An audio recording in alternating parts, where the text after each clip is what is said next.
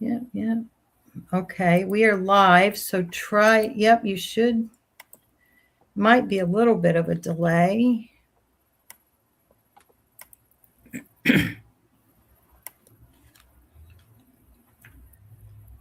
Okay. Yeah, it's I think live. I'm good. Okay, we are live, folks.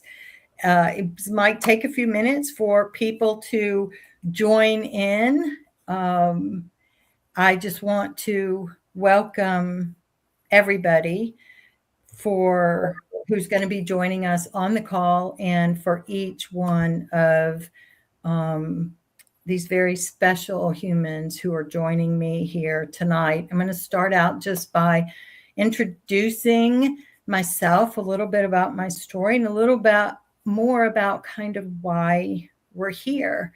So today, I am the creator of a revolutionary model called the 5 Facets of Healing.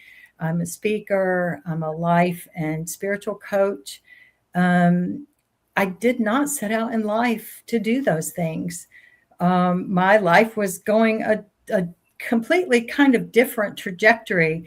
Although that said, I had always been a helper. Even as a little girl, I was always helping people, supporting people, trying to be of use of any way that I could when the opportunity presented itself. But on May 11th, 1990, that date began 2 days before Mother's Day. And it was the beginning of a 7-year string of significant life loss events. And on that day, May 11th, my firstborn child, Gavin, was born and died 26 minutes later due to unexpected delivery complications. And at his funeral, a very dear friend of mine said, "You're such a great mom, and he's so lucky to have you." And I remember just dropping to the floor and wailing. And I had had 2 people send me Mother's Day cards while I was in the hospital. And I thought, what kind of mother has no child? And part of my healing was learning that I was his mother. I did mother him. I did feed him. I did nurture him. I sang to him. I rocked him. I did those motherly things. They just were with him in utero. And so that was a part of my healing process. And over that 7-year string of losses, there was one question that drove me forward. And that was, how is it that some people go on to live happy, fulfilled lives following tragedy, mishap, or mayhem, while others succumb to drugs, despair, life avoid, or suicide? And ultimately, what I was seeking was, I knew that within each one of us, there was something. We all had the ability to transcend any life circumstance. And that's what I was seeking. And hours after I heard the words, "I'm sorry he didn't make it," about Gavin, I had this distinct thought, and that was, I did not want to spend a lifetime mourning him. And what I say at the time, I didn't know what that meant, what it looked like, or how I was going to get there, but a seed had been planted. I'm very happy to say that over time and in my own time, and by creating the healing across my entire being, moment by moment, facet by facet, I did discover what it was that I did want, and that was to no longer mourn his life, which is what I had indicated, but more importantly, to celebrate his life. And now I do that every day. And in the years of following the wake of his birth and death, I encountered thousands of people as I asked thousands of questions. And what I kept hearing over and over again is there are people struggling in so many different ways. And 2012, I think, was the first year that I wrote this post on my blog that I've shared every year. And that is, what kind of mother has no child? And there are so many, many of us, millions of us, who are experiencing conflict and grief around Mother's Day. And they're not all related to the death of a child or the death of your mom. And in the comments and the show notes, I will include the link to this article that has evolved over time. And this year, I titled it, What's on Your Mother's Day Heart? So there's three different sort of groupings of people. And under that, there are just so many different categories. But it's important to me that we share these conversations about some of these topics that are seldom recognized because, number one, to know that you're not alone, to know that you're seen, to know that you're heard, to know that you're loved and you're honored and you're cared for, and whatever struggle you're going through matters. There is no universal hierarchy to loss. We claim that hierarchy for ourselves. And so the three different sort of groupings of people are those with a mother's heart, someone who wants to be a parent, and for whatever reason, that motherhood, parenthood has not turned out the way you had envisioned or hoped it would. That includes infertility. It includes people who want a child and for whatever reason aren't able to have one, failed adoptions, men and women, people who are estranged from their children, and the list goes on and on. And then we have those groupings of people who are missing their mom or their mother figure. That could be due to death. It could be due to distance, physical distance. It could be due to emotional distance or estrangement. And again, the list goes on and on. And then we have the other classification, and this is conversations that things that we experience but often don't talk about. And those are things like, and this might sound funny, but it's true. And when I've shared this with people, so many moms are like nodding their head. And it's when you're exhausted and you're overwhelmed. And sometimes there's that thought, what am I going to do with one more world's best mom mug? Or I just want a day to myself. Like I love my children, and there's a clip of a live short conversation Liz and I did.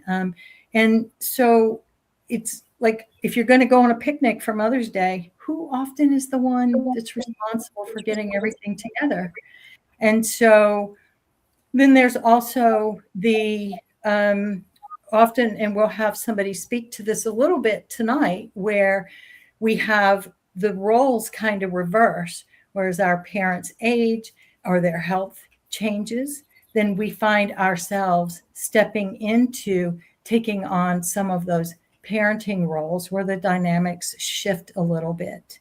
And so there's so many other with men, and I invite all men and women to this conversation, men who maybe are widowed and their children are asking where mom is, and they're feeling like they don't have someone to turn to or people who understand them.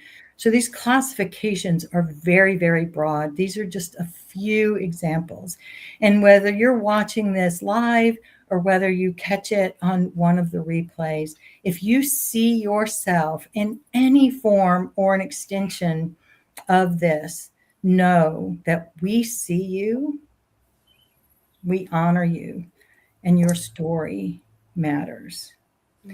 And so with that, I would just love, it's my truly great honor to share the three amazing humans who have joined me here tonight to support you and to inspire you. And I'm just going to go clockwise around my screen here. I'm just going to share how I know them, how I came to know them, how I was blessed to know them. And then I'm going to have them just share a brief what they do, who they are, and why being here mattered to them and was important to them. So Erin, you are first up on my screen. Erin and I met through Small Business Collective, through Kara Sanchez's Get Griefy magazine within like the last year. And we've had the good fortune to sort of be in a few circles together. So Erin, could you tell a little bit about yourself? Absolutely. Thank you, Anne. I'm so thrilled to be here. So, my name is Erin Blechman, and I live part of the time in Naples, Florida, and part of the time in Pittsburgh, Pennsylvania. And I am an author, a speaker, and a grief educator, none of which I ever thought I would do. I think if you had told me, 6 or 7 years ago that this is what I would be doing, I'm not sure if I would have laughed or screamed.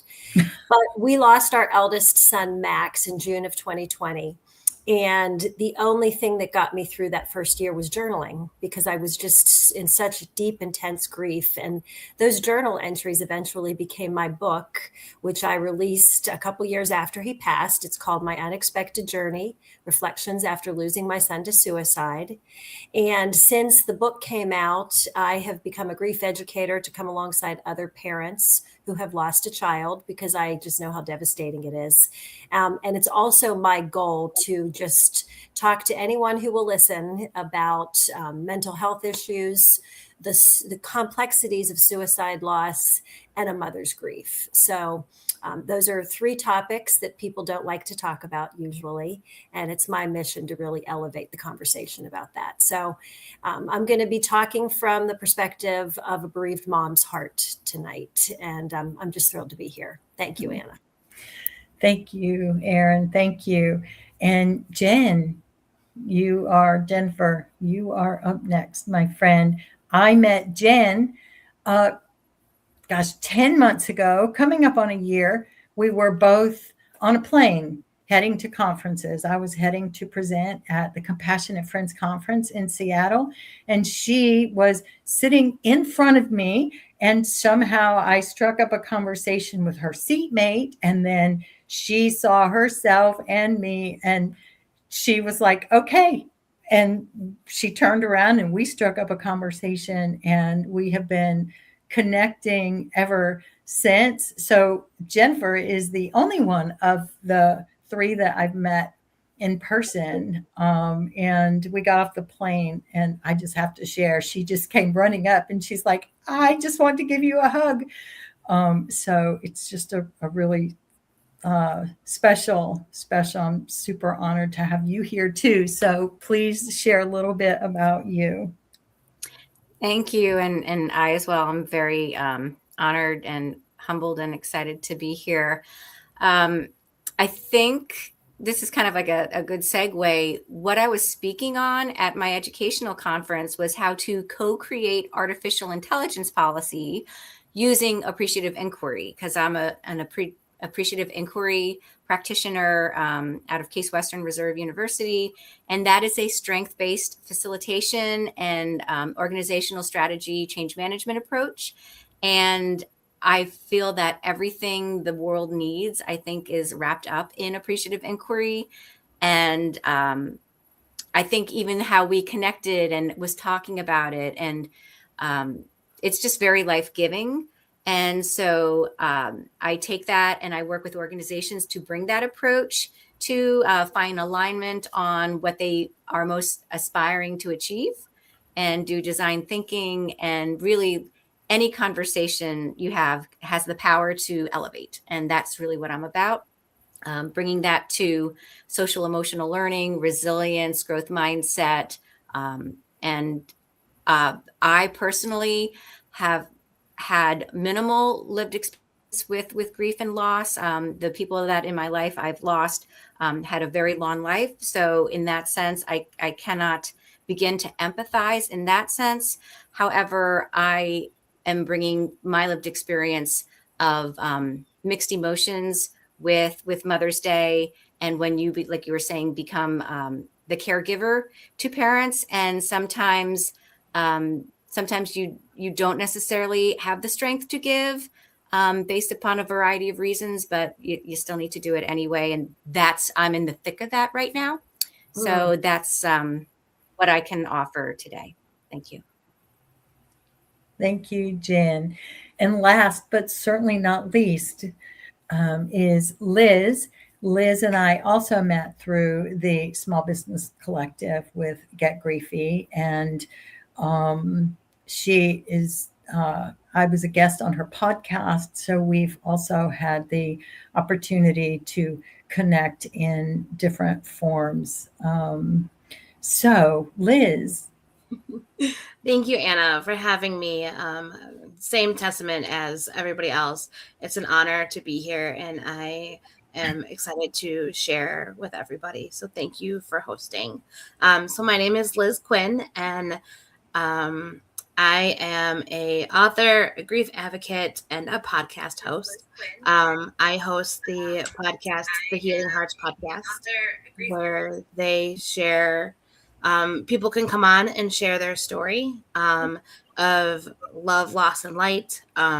It is for all types of grief, not just any grief. It doesn't have to be a grief of a loved one. It is grief of all kinds. And I have also written a book called Held in Our Hearts, a anthology of pregnancy and infant loss moms that have shared their stories, and it becomes a resource for those who are navigating grief and loss of pregnancy and infants. And which leads me to why I'm here and want to share is because I have the perspective of not only as a bereaved mom, but also as a mom navigating motherhood without her own mom.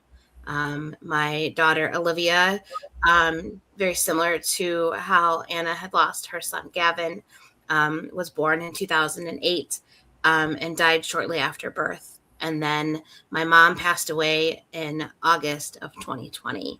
And so I'm bringing the perspective of being a bereaved mom and how that kind of navigating motherhood with that. And then now being with my kids and navigating motherhood without my own mom. So. Thank you. Thank you, Liz. And for all of you watching, as I told you, some amazing humans here with us. And I think all of our goal is for you to, again, to see yourself in some way, know that you and your story matter. And so one of the things that I always like to do is start out by, here in the US, it's Friday night. It's the end of the work week for many of us. The not holiday plans, but weekend plans. And so we can get so caught up in the hustle and bustle and the grind and planning and preparing. So one of the things that I would love to do is to create and generate state right now to bring us here to also, you heard, some stories that could be a little triggering for some of you, resonating. So let's take a moment, just close your eyes, take 3 slow, deep inhales and exhales, allowing yourself to fully just settle into this moment, giving yourself the grace and the space to know that you can fully be present here, right now. You deserve this time for yourself.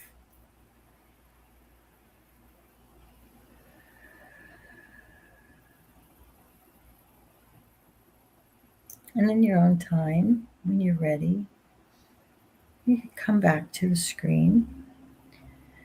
The other thing that I always invite people to do when we're struggling and having conflict, life feels overwhelming, or we're grieving, all of the things, it can be hard to recognize those moments of things that are of positive value and merit in our lives. So those moments of gratitude.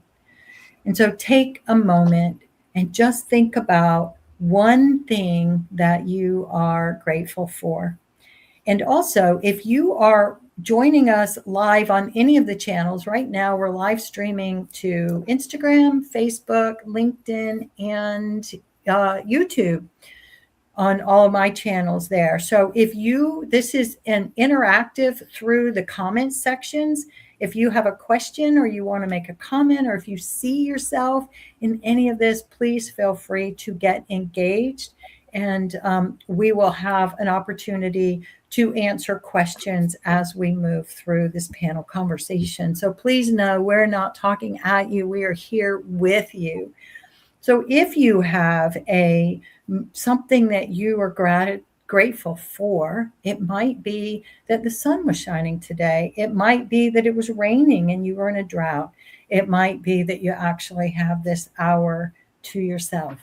And whatever that looks like for you, take a moment, make a note of that. And if you feel so called, drop that in the comments so that you can inspire somebody else. I know throughout my life, I've had people say, I didn't even think that would be something I could be grateful for, because we take things for granted sometimes. Mm-hmm. So make a note of that.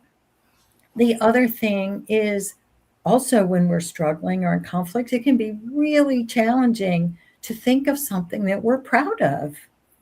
When we think of being proud, it has to be some big monumental moment like finishing college or graduating or insert your whatever, as I like to say. But really those small wins, step by step. What I say is healing happens in micro moments. And so what is one thing you're proud of? I'm proud that the four of us came together and we got all of this technology figured out. That like lights me up because I was stressed to the max about that. For some people, it could be that you got out of bed today or you showered. You know, when we're really struggling, there are days that we just don't want to get up or don't want to get out of bed. Maybe you went for a walk. What's one moment that you're proud of? And and this is impromptu, guys. But I'm going to invite the panel. What can each one of you share something that you are proud of or grateful for?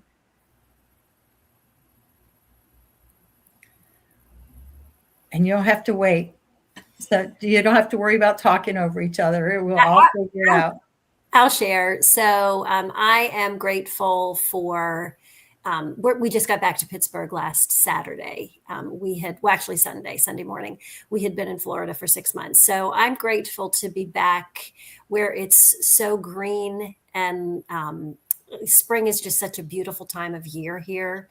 So I'm grateful to be back, and I spent the day planting flowers. So I had dirt under my nails, and I just love that. So that's what I'm grateful for. Who else? I'll go. Okay. In the same order, creatures of habit, right? Okay. Although we've only been habituating for 22 minutes. But so I'm both proud and grateful for the same thing, which is scheduling an annual checkup for myself. Because how often, especially women, tend to neglect taking care of ourselves. And my brother actually, I did it more for him than me, because he suggested it. And so I'm like, okay, I'll follow I'll do it for my brother, not for myself. But I did that, and very grateful to have a great doctor, and I'm proud of myself and I'm following through with all the blood work and labs and stuff, because, at this age now, all of a sudden I have to get these new tests that I didn't have when you level up to 52. So I'm grateful for that. And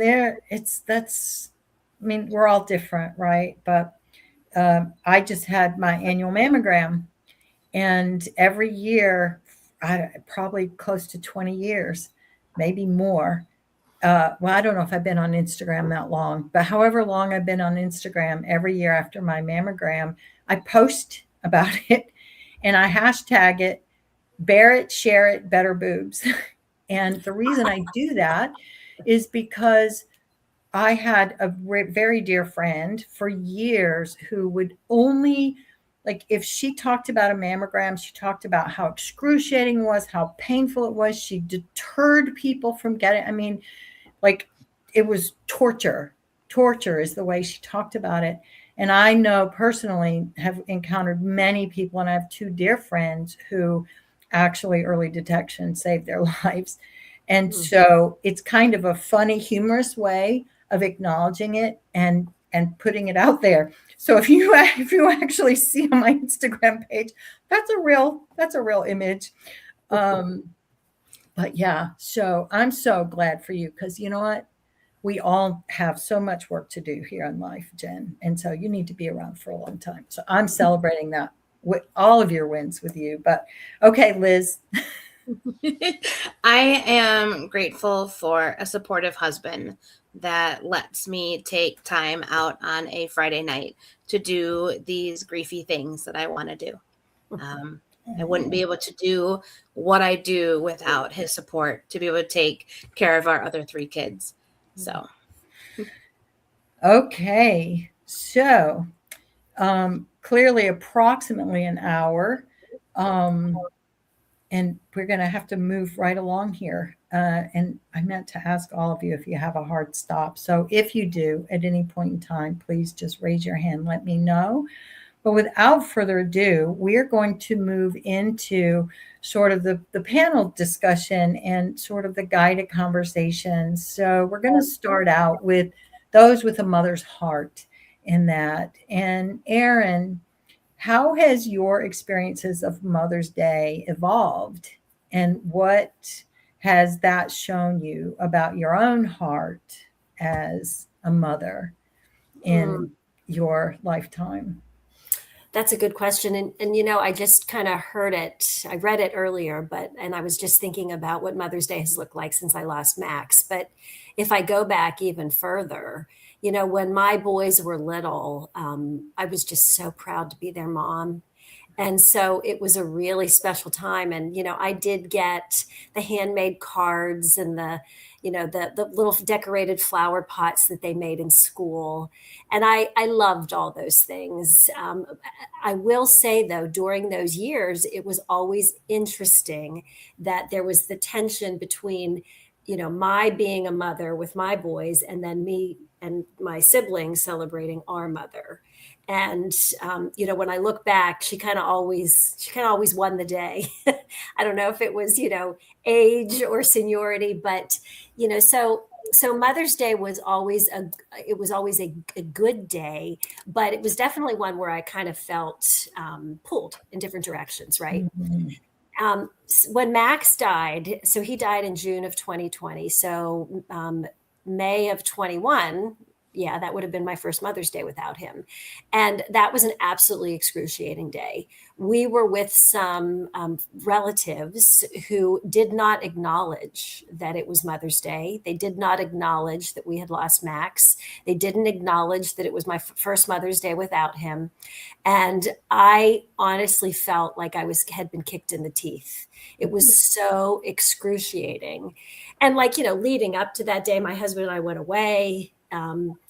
Because we thought, I can't sit here and, do Mother's Day the way I've always done it. So, for those first couple of years, it was just, I dreaded it because I didn't know how to celebrate our other son, Sam, with my mom, who was still around at the time, with this big hole in my heart by missing Max. And, I will say that the way Mother's Day has evolved for me over the years is that, and it's taken me a very long time to learn this lesson, but that I can be incredibly blessed. And I can have, a beautiful son who's still here, who is married to a beautiful woman, and they're expecting their first baby.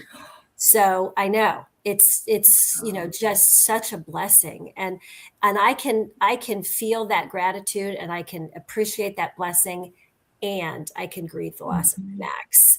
I think I used to think it was either or. I was either focused on my blessings and ignoring the bad things, or I was wallowing in the bad things, at the expense of appreciating the good things. And one thing I've learned over the years is that those both can be true, and they both can be present in my life. And in some ways, it makes the blessings a little sweeter. It makes them a little more joyful because, we have experienced this this ridiculous, awful tragedy. And it also is such an honor to bring Max still into these special occasions, to talk about him on Mother's Day and, remember the cards that because he used to make the craziest cards for me for Mother's Day, for birthdays, for, everything. If he didn't make one, he would buy one that was for something else. So for Mother's Day, I would get a Hanukkah card, or, for my birthday, I would get an anniversary card. So, it's fun to bring his memory and his life into what is happening now, because he will always be part of our family, even though he's not here physically. And, that's part of the reason why I love to do the work that I do, because I get to talk about him all the time.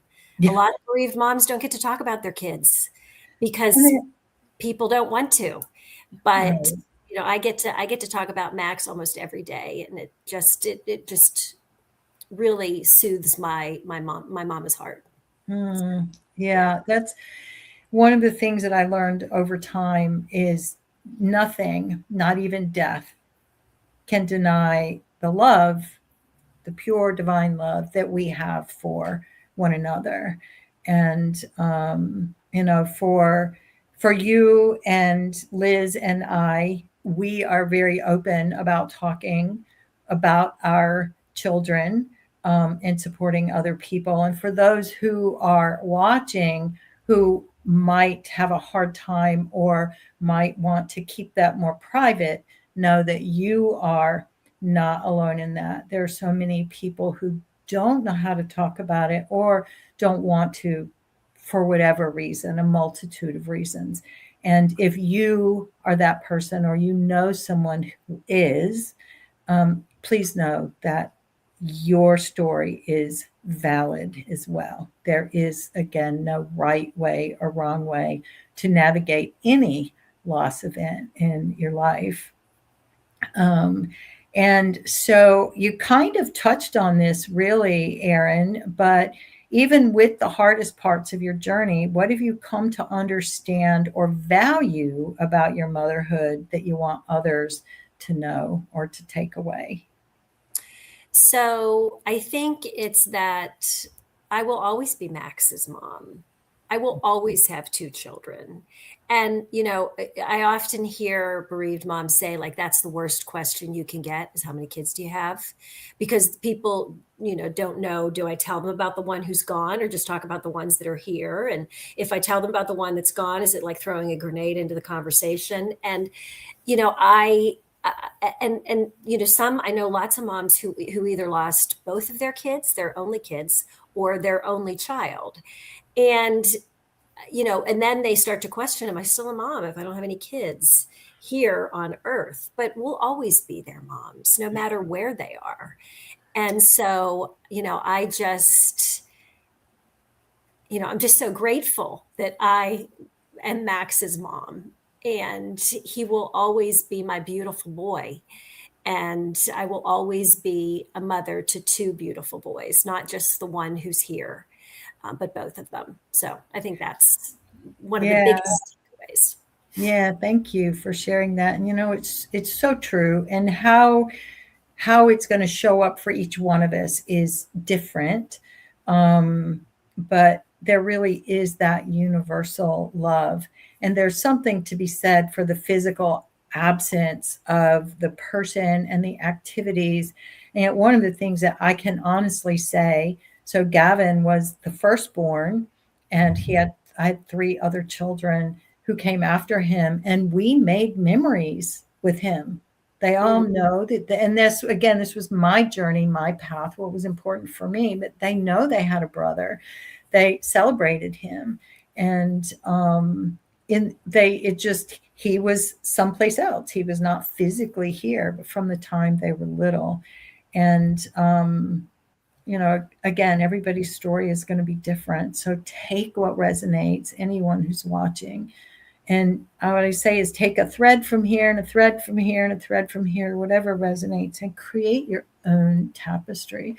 So, Erin, thank you so much for sharing Max and Sam and your journey so far with us, and we'll be coming back to you later, but we're going to move now to Liz with missing your mom or your mother figure, and sort of how she sits on both of those sides of Mother's Day. And so, Liz, what does it look like for you to carry both love and grief at the same time, especially around a day like Mother's Day? Oh, it's a really good question. And honestly, every Mother's Day is going to look different. And it's messy, honestly. That I carry both every day. But days like Mother's Day, often the anticipation of the day sometimes feels worse than the actual day. Because Mother's Day, if I'm talking from a grieving daughter point of view, you see the cards and you see the ads and you see all of those things, and you're reminded of that. I'm not able to buy her a card. I'm not going to be able to pick up the phone and say Happy Mother's Day. And so though that's difficult. And then at the same time, I'm my own mom. So how do I celebrate myself when, for a long time, very similar to what Erin was talking about, like Mother's Day was always my mom's day. Like that's how I grew up. Like that was her day. So then I had kids and now it was my day. And after I lost her, it feels really weird for it to only be my day. Like for me not to have her day too. Like it's really just about me in a sense, because she's not here. And so, and honestly, we have personally as a family, we haven't done anything specifically to be like, oh, let's honor grandma on Mother's Day, because it's just not something we have done. We spend more time honoring just being a family, and that includes Olivia, our daughter. So I'm more of the bereaved mom and a mom to the kids on Mother's Day. And so I definitely carry that grief and that love together. I just recently shared on my Instagram today about things that sometimes people don't talk about when it comes to Mother's Day, especially if you're grieving. And one of my posts was, you can be grateful and love motherhood, but also carry this deep ache at the same time. And I think that's ultimately what it feels like. I love being my kid's mom. I want nothing more than to be their mom, even after Olivia died. But I still carry the ache of I miss her. And on top of that, I miss my mom. So yeah. Yeah, absolutely. And there's that and again, right? I heard that years ago. It was actually, I think it was a personal development workshop. We tend to use, as humans, the word but Right. in places where the and would be better suited. It's not this but that, it's this and that. And that is what is so beautiful. They both can coexist. And I love that those conversations are being had more often now in other environments, and in grief itself. There are more and more. When I first started out, there was all a big but. Everything was a big but. And they do both. And that, I think that's one of the things I talk often about, how the traditional conversations that have been passed down for centuries around conflict and grief actually hold us in a conflict and grief pattern. And that's one of the things that I've been pioneering for over 20 years, is helping us to reframe how we look at that, to make it a little easier. Not that it's going to be easy. There's not any part of that is going to be easy for the most part, but how can we make it easier? And when we are met with hope and empowerment and possibility, then it does give us something, I believe, to help us move forward towards our goals with a little more confidence and grace. So thank you for bringing that back. Erin started out with that, and I saw Jen nodding her head, and this is all part of what she does. And I would not be surprised if that showed up later when we bring her to the screen. So, Liz, the final question for you is, as you've continued forward, what has helped you to stay connected to your child, to your mother, to your role as a mother, and or to yourself? That's a loaded question. You got all three of them. Yeah. And honestly, it's just keeping them in our everyday lives and our everyday conversations, holding on to traditions, making new traditions. Olivia has been from day one. We knew she was going to be a part of our family and be the sister that she would have been if she was physically in this world.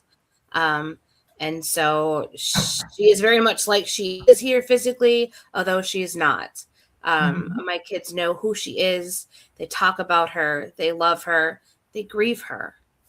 Which I think is important to say is that although they've never met her, they still grieve her and they still have questions and they're still curious, but they also love her in a way that I never thought possible. And I think that's the thing that I love most about what I've been able to carry through is their love and their grief for her.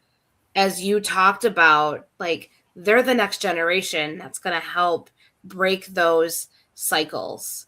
And by sharing Olivia, I've already opened that door for them to be more compassionate and more hopeful and more empathetic to their peers and their family. And so I think ultimately that's what I feel like moving forward, I want to just keep doing, is just keep integrating what I do with my family, but now I'm bringing it to my work. Which I, again, like Erin said, I never in a million years thought I'd be here doing what I'm doing. And then for my mom, we carry her through traditions because I have that weird sense of like, I lost my daughter, so I lost pieces of my future, but I've also lost my mom and I've lost my past. So it's really, I just did a podcast episode on Mother's Day and things like that. And I talk about how for me, Mother's Day, motherhood in itself is the very duality of life that I'm experienced daily.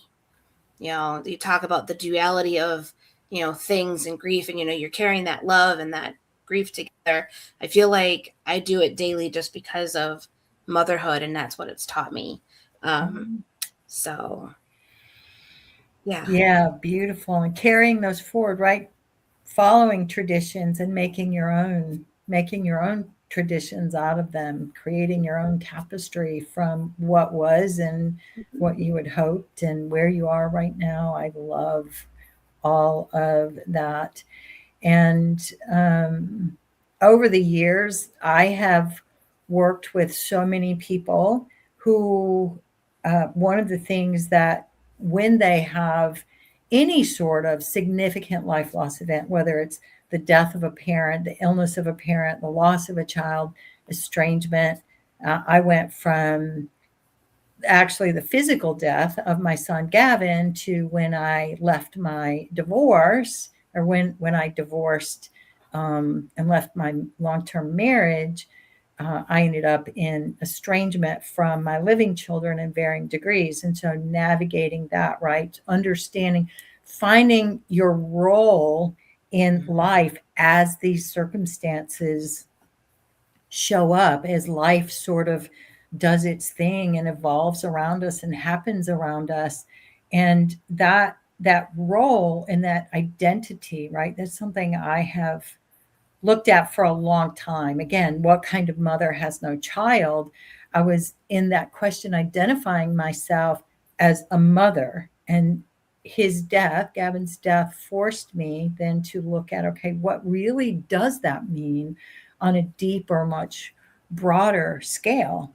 And what, more importantly, what does it mean to me? And how can I heal it for me? And so I hear in what you're talking about to some degree, you know, that role, and Erin, you as well, role as a mother.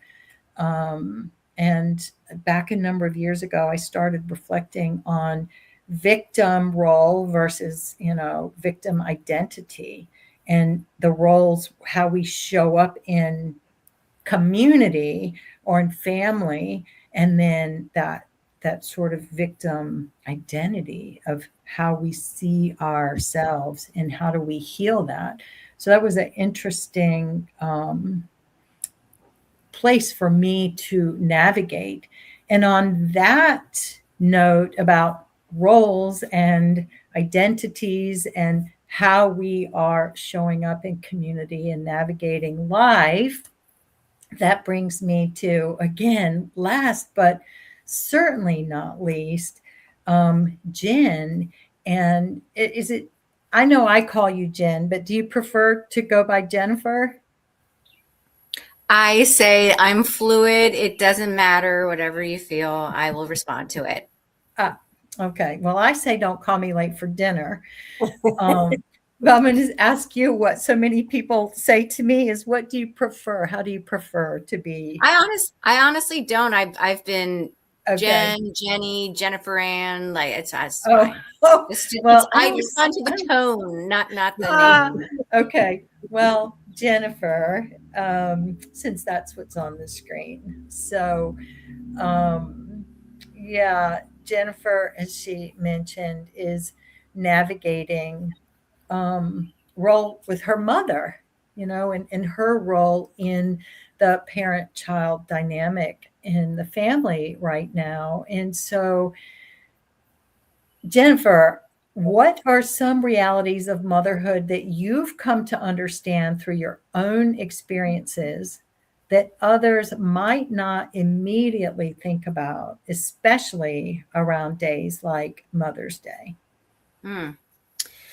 Yeah, I put some little notes there, and then I was tracking our conversation, and just like Erin and Liz, your willingness and openness to share, I just feel so blessed to be hearing your stories, and thank you. And I'm trying to think like where I need to go with this based upon, more than anything, I want to honor Liz and Erin and their stories and how I might add to that. So I believe, Liz, you said about it's messy. Yeah. And you used the word anticipation. And I had put that in my notes of what I might want to try to bring up. And there's that phrase that expectations are premeditated resentments, right? And so you have Mother's Day, and there should be the flowers and the card and the breakfast in bed and all those things. And the one note that I had is, you know, I'm a little strange bird. I don't necessarily go the way most people go. And I always would say to my children, oh, what do you want to do for Mother's Day or this or that? And I would see people's Facebook posts and, you know, oh, we did this and I had my Mother's Day haul and stuff. And the sarcastic or almost even sardonic thing for me is, the more you cling to what they do on Mother's Day, it means that for 364 days, you've been starving emotionally. Like, I was just like, I don't need anything. I just want to watch you have fun today. Like, this doesn't have to be my day. So for me, that, I don't know if that directly answers the question, but really not having expectations, releasing, letting go, stop. I mean, oh my gosh, how much pain is involved and grief is there when there's a disconnect between what you think should be happening and you compare yourself to other people and then your reality, and you have that disparity of thought. It's like, just let it go and release it. So I think that's one thing that I did want to say. And also just realizing that nothing is guaranteed. And life has taught me that. And when you do recognize that loss happens, every day is a blessing. And I learned that lesson when my brother, we were talking about grateful that he did pull through, but he was a very sick little kid. And he was in the hospital and he had a diagnosis, and to just realize that, wow, like I could lose my brother. And that, I think that kind of made me realize that just because I have a child, there's no guarantee of anything. And what also I'm thinking too, what about people who most desire to have a child and through infertility for whatever reason, like what's even to reinvent the definition of being a mother? Like, what does that mean? You birth something and you nurture it for as long as you can. And there may be people who have not physically or in any way had the child, but does that make you any less of a mother in concept? So I think some of those things are showing up for me right now. And this is another thing too. I started doing this when I had a child, or when I gave birth. I started calling my mother on my birthday, because I'm thinking, I don't recall doing anything on my birthday, but we celebrate that person. I say, Mom, thank you because she put in a lot of effort. Like, it's her day as much as mine. So I would always call her and say, thank you, Mom, for giving birth to me. Wow. That's a great thing. Anna, can I just add something? Yes. So Jennifer, I love when you talked about, what did you say? Expectations are premeditated resentments. Oh, that needs to be a bumper sticker, right? It does. It does. I'm glad you came back to that and you asked, because I was like, bing, bing, bing. Yeah. Sure. It reminded me, like, I cannot even go into the Hallmark store and look at Mother's Day cards. They are so sappy and so sentimental, and like it's either incredibly painful or funny, because like, who talks like that, and who says those kind of things. So when and you see the Mother's Day ads on TV, and it just sets up expectations that then can turn into resentments if your Mother's Day doesn't look that way. And so I think everybody is kind of set up, even mothers who whose lives are quote unquote perfect, and that's nobody. But I just think when we have suffered a loss, like the loss of a child, or the loss of a parent, it just creates unrealistic expectations. And if we start to go down that path, it's just nothing but heartache. So I love that line. I'm going to use that. And I think it's a really good thing to keep in mind, particularly for days like Mother's Day and Father's Day, when there's all this hoopla and expectation and cultural pressure. And for many of us, that's not our reality. So I'm really glad you brought that up. Thank you. I was going to say that it's similar to the ideas, like we have this idea we should be doing this in our head. And then there's that like phrase, we're shooting all of ourselves. Like that's what we're doing. That's what I feel like Mother's Day is I should be doing this. I should be doing this. I should be doing that, because society, culture, expectations have perceived that's how we should be, and in reality, you need to stop shooting all of yourself and just say, what do you want to do? And that's okay. And that is across the board, just quote unquote, perfect mother or not, whether you're a lost mom, grieving daughter, complicated relationships, anything, you have to stop and ask yourself, what do you want to do? Because there's no right or wrong way how you want to celebrate or not celebrate anything. And one of the things I explore, Jennifer, you just you set the whole conversation on fire. Thank you. One of the things that I've discovered about myself as a visual person with a big imagination, I tend to envision conversations or what something is going to look at, like, oh, when they open this gift, whatever day it is, this is, and I actually see and envision their reaction. And like this movie plays out in my head, and rarely does it match that.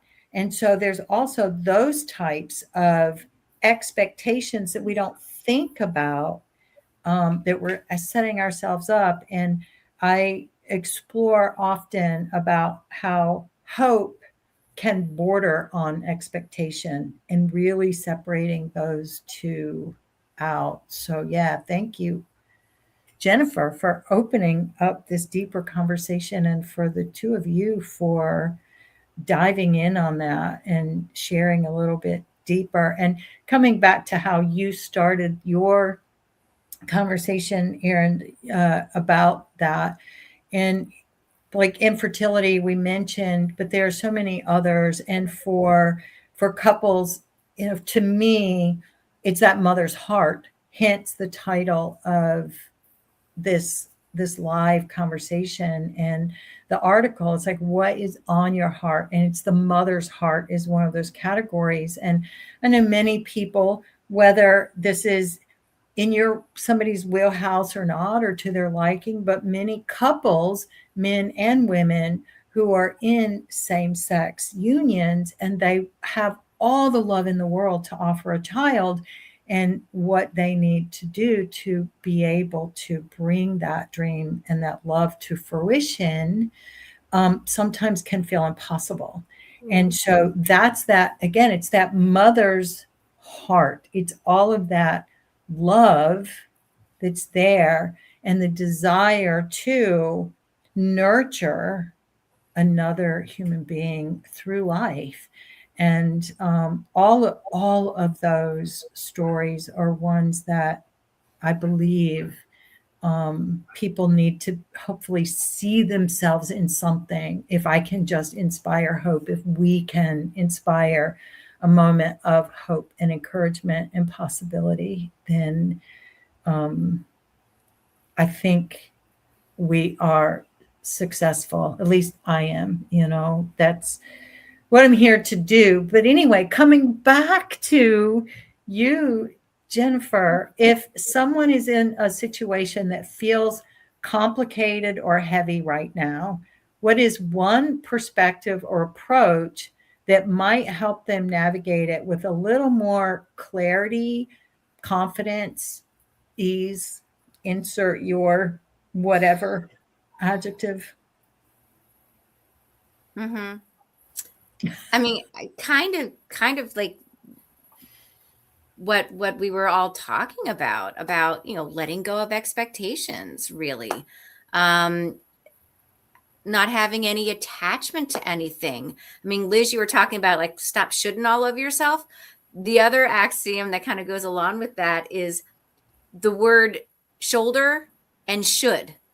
Right. And so when you're like, and it's like, that's why like your shoulders go up when you're tense, because I should have done that, or it should have been like this. So I think that's the one thing. And someone said about the past and the future, where that was you, Liz, right? Talking about your mother, you look back at the past in reflection on your mother, and then future of your lived experience. And I think if there's a way to just be fully present, like Anna, when we did the 3 breaths, like every time I'm on a webinar or something like this, it's like, let's just drop into center, soften your gaze, and let's just going to be here for a minute. I'm like, this always feels so good when we do it. And then I don't think to do it on my own sometimes as much. And I'm just like, wow. So I think just mindfulness can be really big. And Erin, like you were talking about going into the card store and looking at the cards. And I just want to, just for a little bit of levity, like there's like 2 dream jobs that I've had is like, one is to name paint colors for Sherwin-Williams, Misty Morning, Toasted Marshmallow. And the other one is to like write good poetry on cards, right? But I think some of it too is like knowing your triggers and to be kind to yourself. So if you know, that card store is going to bring up certain things, like take a different route for the week before, so you don't even see that, or give yourself some compassion, and to really be introspective and say, what can I do to protect myself? How can I like be my own mother in my own voice, right? And mother myself. Because again, what does it mean? It means to like give birth to something and nurture it. And like, how can you see an opportunity to just like, realign yourself, or to, rebirth yourself in this moment? Because we're constantly, every day, it's like a new day. And so how might I use this opportunity to deepen my practice and heal and get to know myself more? Yeah, absolutely. And that is like giving yourself permission. I worked with a woman last summer whose brother had died 3 months earlier, 3 or 4 months earlier. And one of the things that she said was, "You've given me permission not just to grieve, but to heal. Like, you've given me permission to heal."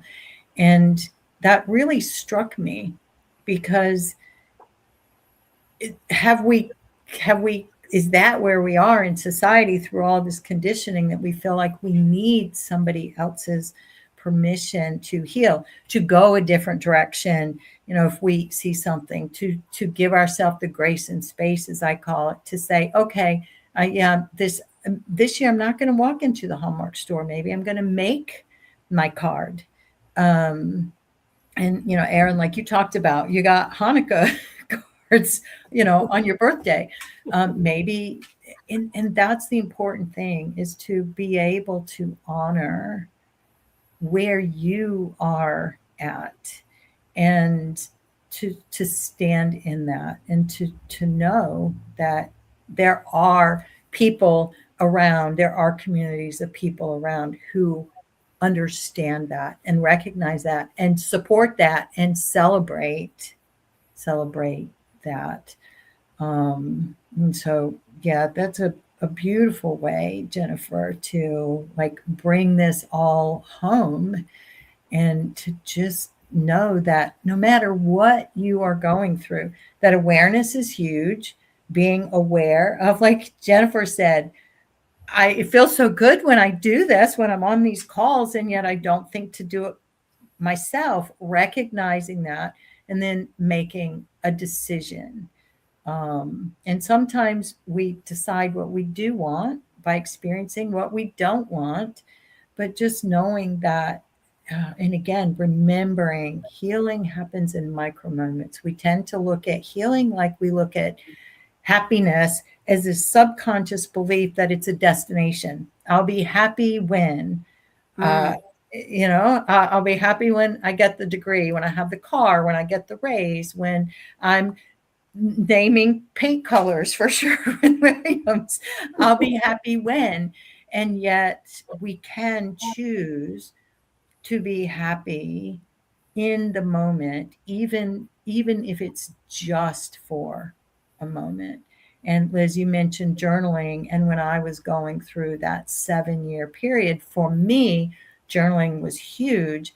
And one, it was getting everything out of me.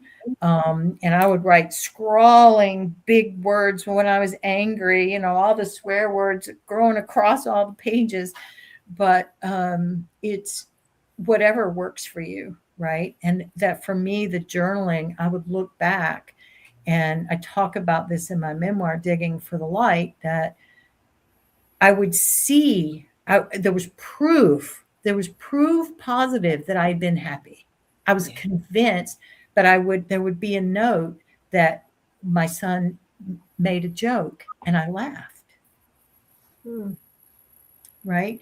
And for me, that was proof positive. And so, one of the things that I invite and encourage people to do, not journaling is not for everybody, but take a post-it note and stick it on your bathroom mirror if you need to, or on the dash of your car, or on your computer screen. I used to make little smiley faces in red ink if something made me smile on my calendar. It just, again, each one of those things is a healing moment. When I thought my life was sucked and was horrific and horrible and I was in excruciating pain, to look back and go, oh my God, I smiled. Like that is a healing moment.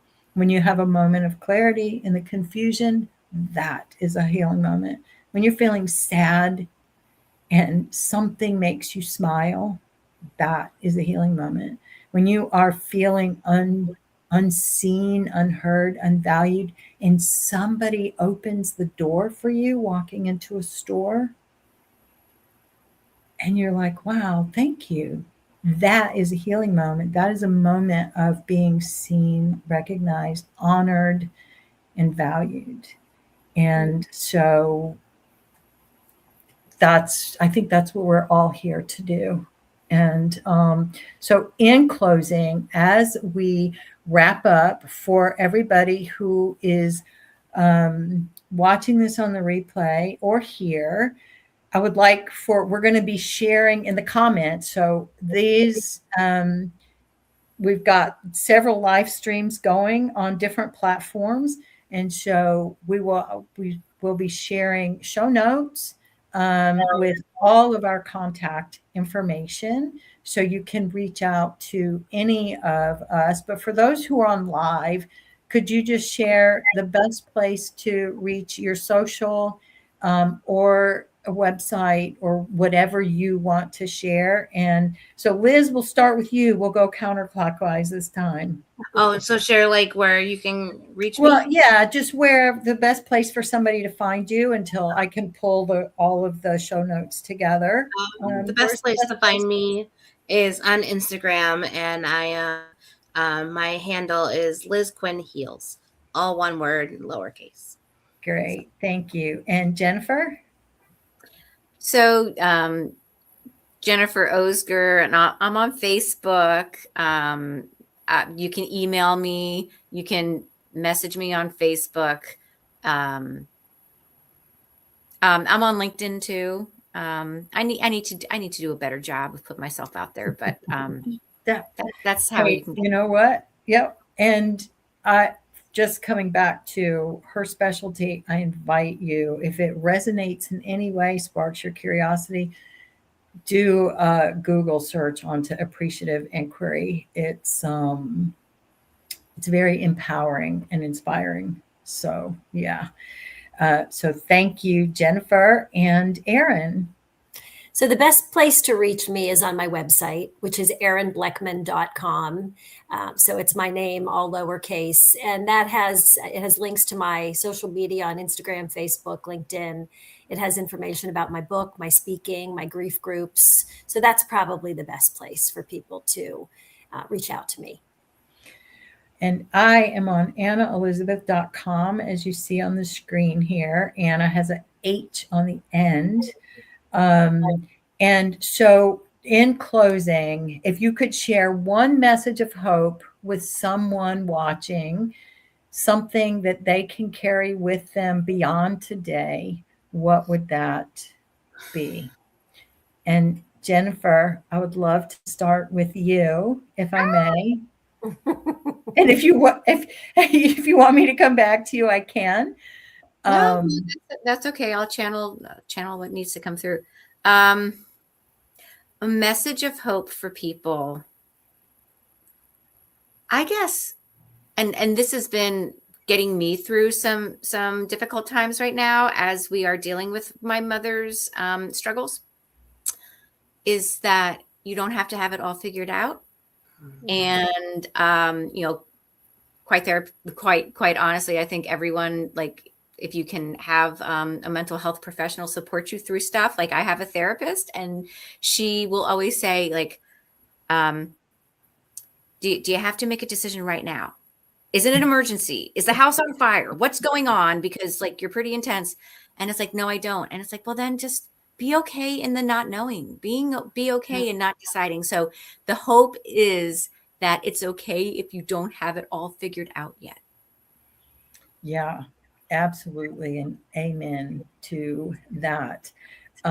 Erin.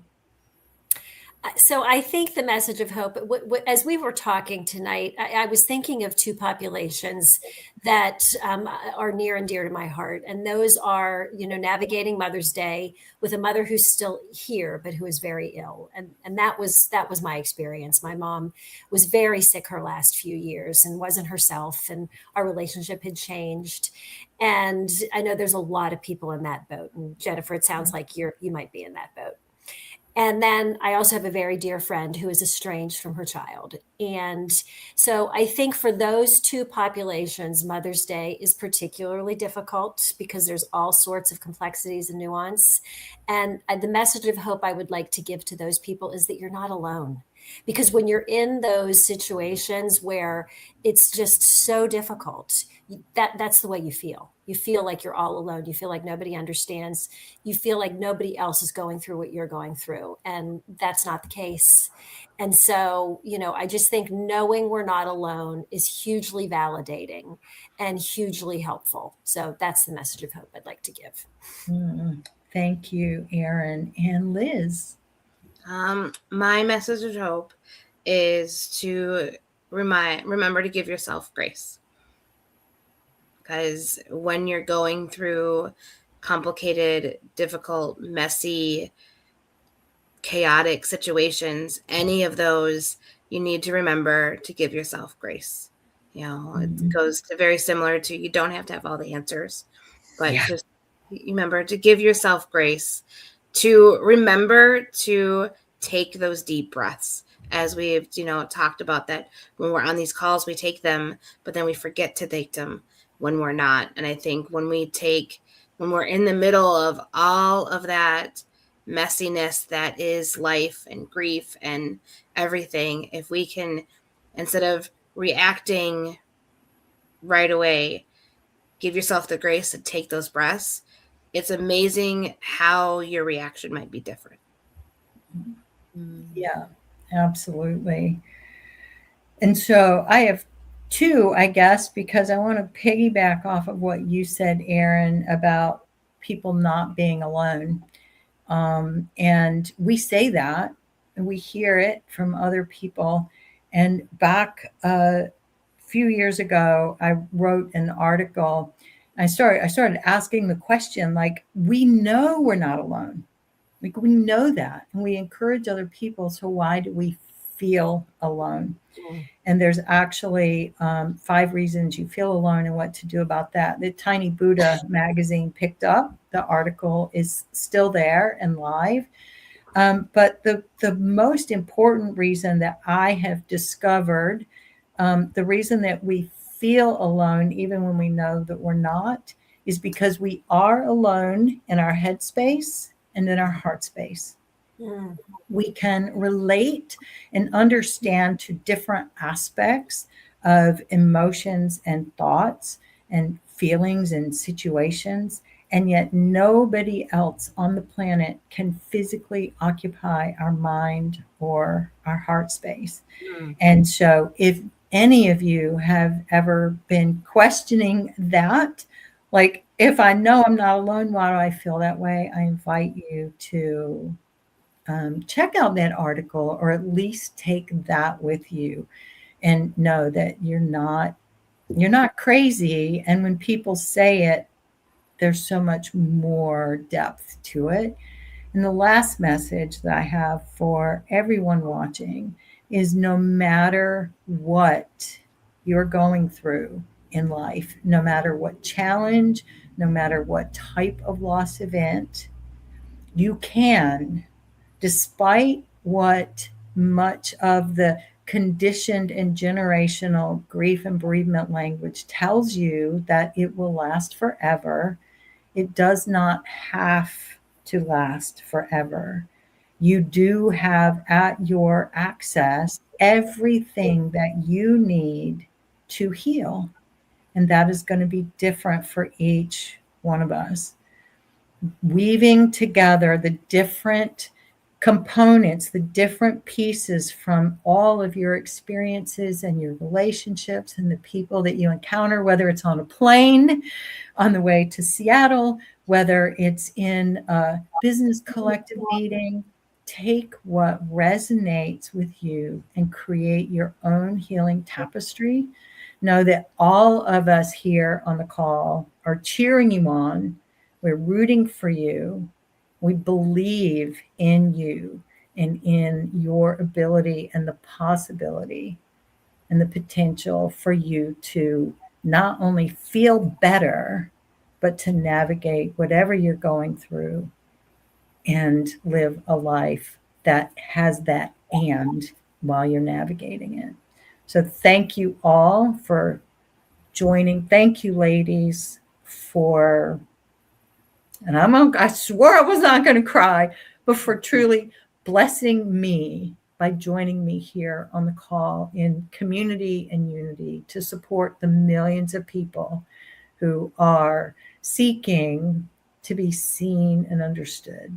So I'm so grateful for all of you watching. Grateful for you. Carry on, reach out if we can support you in any way. And with that, we are going to sign